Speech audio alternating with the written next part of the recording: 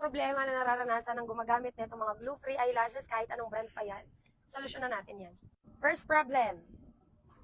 Kaya yan dumidikit dito, possible yung cluster lashes, yung likod niya, napapalagkit nyo, o di kaya ang dumating sa inyo, malagkit talaga yung likod. Or, mali yung pagkuha sa lalagyan, kaya napapalagkit yung likod na part ng cluster lash, kaya dumidikit siya dito. Unang gagawin, i-check mo muna yung dumating sa yung item kung malagkit yung likod or hindi, kuha ka lang ng isang piraso. Kapag hindi malagkit, tamang kuha lang sa lalagyan. Kapag naman malagkit, tamang kuha sa lalagyan plus kumuha ka ng wipes. Lagyan mo ng konting oil, ilusot sa daliri, ipunas yung likod na malagkit. Bakit malagkit yung dumating sa'yo? Baka during transportation, natunaw yung glue, umago sa likod, kaya lumagkit yung likod. Tamang tanggal sa lalagyan, kunin mo lang pailalim si cluster lash, ipit, hila pataas, and then lapag sa ibabaw. Babalikan natin siya na nakaganto na yung tweezer para walang maging lagkit sa cluster lash until may kabit sa mata. Pangalawang problema, mga maling nagagawa niyo sa paggamit ng mga cluster lashes. Unang-una, mascara, bawal po yan. Pag nag-mascara kayo, good for 1 day lang yan kasi bawal pong itulog ang mascara sa mata. Ang purpose nga ng tutorial, patagalin yung lashes sa mata tapos magmamaskara ka. Pangalawang bawal pagpatungin yung mga cluster lashes para kumapal. Pangatlo, bawal i-curler yan, masisira yan, maglalagas. Kung magki-curler ka before magkabit.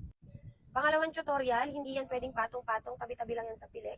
Ito yung una mong nilagay, dudugtungan mo lang yan ng katabi, walang space, walang gap, walang overlapping. Ganyan lang siya ikabit sa matabi.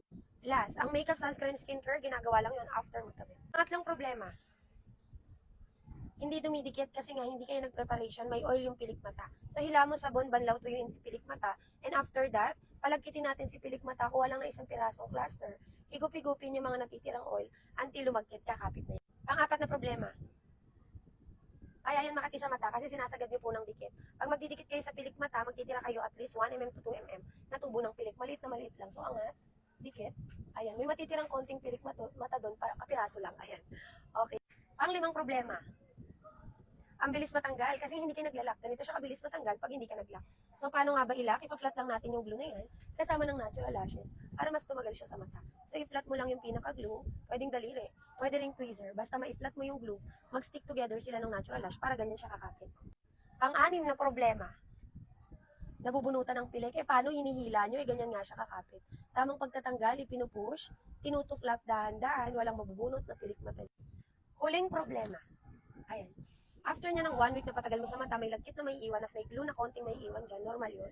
Kumuha ka lang ng wipes, lagyan mo ng oil, linisin mo si pilik, malilinis na yun, tanggal dyan yung mga natirang glue at lagkit sa pilik mata mo. Kaya alam mo nang gamitin yung mga cluster lashes, hindi ka na mahihirapan kasi lahat ng problema na isolve na natin. Kung natutunan mo yung tutorial na tinuro ko, wala ka nang po problemahin at ganyan na agad kaplakado yung pilik mata mo.